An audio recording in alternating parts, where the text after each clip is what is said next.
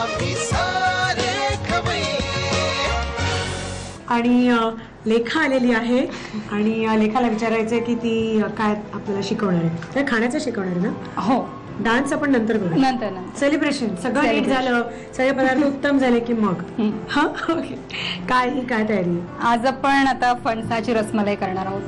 फणसाची म्हणजे हा पिकलेला फणस आहे ना. हो, कापा का कापा फणस. कापा क्रिस्पी कुरकुरीत. हा मस्त. तुमचं गाव कुठलं आहे. सावंतवाडी. मग काय फणसाची कमतरता आहे. फणसाचा भात, फणसाची पोळी, फणसाची आमटी, चिप्स, फिंगर चिप्स. हा चिप्स म्हणजे सगळं ताटच फणसाचं असू शकतं आणि काजूचंही असू शकतं. काजू, आंबे मस्त. आणि मग तू इकडे मुंबईत काय करते. मिस करते मी. एप्रिल पासून ऍक्च्युली ऑगस्ट सप्टेंबर पर्यंत सावंतवाडीत राहायचं. म्हणजे कसं थेट पोटभर खाता येईल. होय की नाही. मग नेक्स्ट टाइम मला घेऊन जा. हा नक्की, पुढच्या वर्षी नक्की, प्रॉमिस. प्लॅन ठरलेला आहे. आणि आता ही रसमलाई बघूया, पण त्याच्यासाठी साहित्य काय काय लागेल ते लिहून घ्या. 8 ब्रेडचे स्लाइस, अर्धा लिटर आटवलेलं दूध, 1 वाटी नारळ खवलेला, 200 ग्रॅम साखर, 250 ग्रॅम कापा फणसाचे गरे, 4 टेबलस्पून तूप, चिमूटभर वेलची पावडर आणि 2 टेबलस्पून ड्रायफ्रूटचे काप. साहित्य तुम्ही बघितलं काय काय घेतलं. आणि आता काय करायचं बाळ. ब्रेडचे स्लाइस आपण आता गोल कापून घेतलेत. त्याला थोडं तूप लावून भाजून घ्यायचे थोडेसे. आपल्या रेग्युलर ब्रेडला वाटीने गोल कापलेला आहे. आपण हवा तो शेप करू शकतो, पण रसमलाई म्हटलं की एक प्रॉपर गोल शेप असतो, बरोबर, म्हणून गोल केलेला. आणि दिसायलाही छान दिसेल सर्व करताना. सो असं घेतलंय. आता तुला तुपावर भाजायचं. हा, तूप थोडंसं याला लावून घेऊया आणि याच्यात टाकूया. अच्छा ओके, मी लावून देऊ तुला.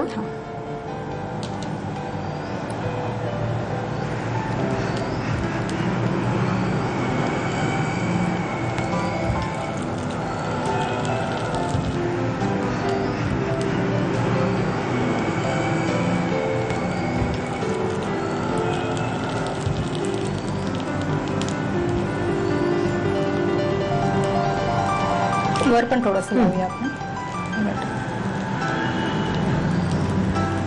दोन्ही बाजूनी गोल्डन ब्राऊन करून घेणार ना.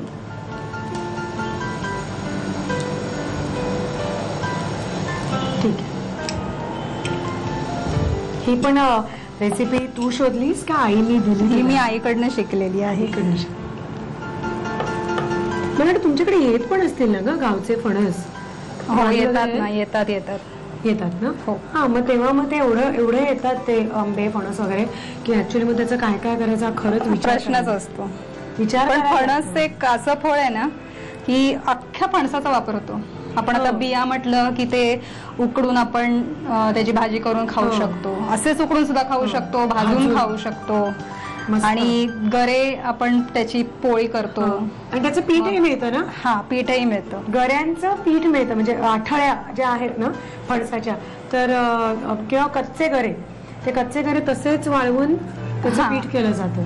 तर तेही कोकणात मिळतं सर्रास. आणि बाहेरचं साल जे असतं गऱ्याचं ते पण गाई गुरं खातात, त्यामुळे अजिबात फणस फुकट कुठलाही भाग त्याचा जात नाही. आता हे भाजलेत आपले ब्रेड. हा ठीक आहे. आता याच्या पुढे तू काय. आता आपण हे एक सँडविच सारखं करणार आहोत, तर फिलिंग करून घेऊ याच्यानंतर आपण. बरं ठीक आहे, त्याची तयारी. ब्रेड आता तो भाजून झालेला आहे तुपावरती. आणि आता आपण ते तू म्हणालीस की सारण ते फिलिंग करून घ्यायचं. हे तू बनवून ब्रेडच्या आत 2 ब्रेड स्लाइसच्या मध्ये घालणार आणि त्यावरून दूध. आता तुला आधी काय हवंय. आता हे कापा फणसाचे आपण गरे घेतलेले आहेत बारीक कापून, ते घालायचे. साजूक तुपावरती आपण ते तुकडे घातले फणसाचे.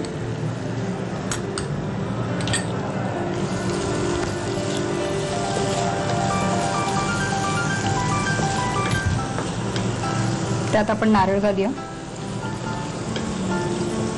किती सांग. हा, अजून थोडा घालूया. लेखा मला सांग, तू आई आणि वडील दोघेही डॉक्टर प्लस दोघेही प्रॅक्टिस करणारे, दवाखाना स्वतःचा, तर एवढं सगळं असताना मग तुला फोर्स नाही का झाला. कारण हा तुमच्या मुलांचा म्हणजे पुढच्या पिढीचा सगळ्या घरातला एक आहे प्रश्न महत्वाचा असं मला वाटतं की आम्ही पेरेंट्स आम्हाला कळत नाही अजाणतेपणाने आम्ही कधी फोर्स करत असू. तुला आई वडील डॉक्टर असण्याचा कधी तुला असं फोर्स झाला का, किंवा तुझा स्वतःचा डिसिजन होता का की मी मेडिसिन नाही करणार? नाही, त्यांनी मला सांगितलं होतं तुला जिथे आवडतं तिथे तू जा. त्यामुळे मला आवड इकडे MBA करायला होती, मी तिकडे घेतली ऍडमिशन. पण मग त्याचा बहुतेक असं होतं ना, घरी आता 2-2 डॉक्टर असले की मग तिसऱ्याला नाही व्हावंसं वाटत, तर तसं झालं असावं मे बी. आपण साखर घालूया आता याच्यात. तर साखर कमी लागेल ना, कारण फणस आहे हो थोडा गोड आहे. हो.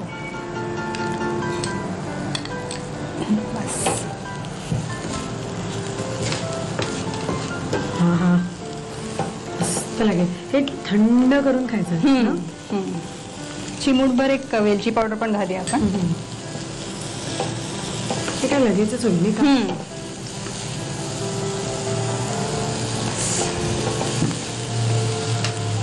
ती साखर विरघळेपर्यंतच फक्त आपल्याला ते करायचंय, कारण फणस ऍक्च्युली कसं थोडा क्रिस्पी लागला तरी छान लागतो.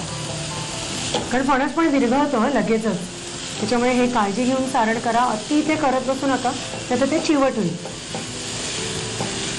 सारणही झालं, ब्रेड झालेले आहेत, आता ते भरून घेऊया, म्हणजे मग त्याच्यावर अजून तू काय सजवतेस. सारण आपण बनवलं तेही रेडी आहे. ब्रेड आपण दोन्ही बाजूनी तूप लावून भाजून घेतला होता, मस्त चांदोबा केलाय त्याचा, तर ते पण आलं. आता काय करणार आहेस तू, कसं भरणार? आता ब्रेड मध्ये फिल करायचंय आणि सँडविच सारखं करायचंय आपण.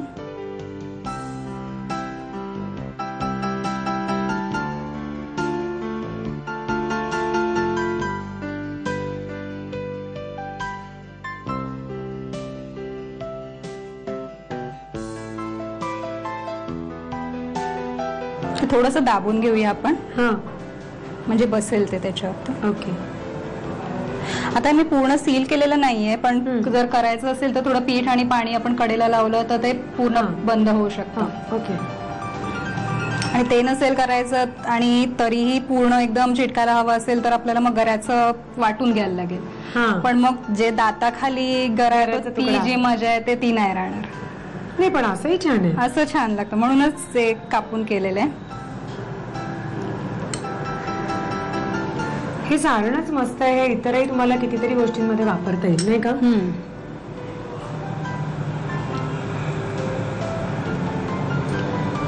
लागलं ना? हा, लागलं. आता दूध घालूया आपण त्याच्यावरती. हे दूध तू काय आटवलंयस का? हा, दूध आटवलेलं आहे. अर्धा लिटर दूध आटवून घेतलेलं, त्यात साखर घातलेली आहे. ओके.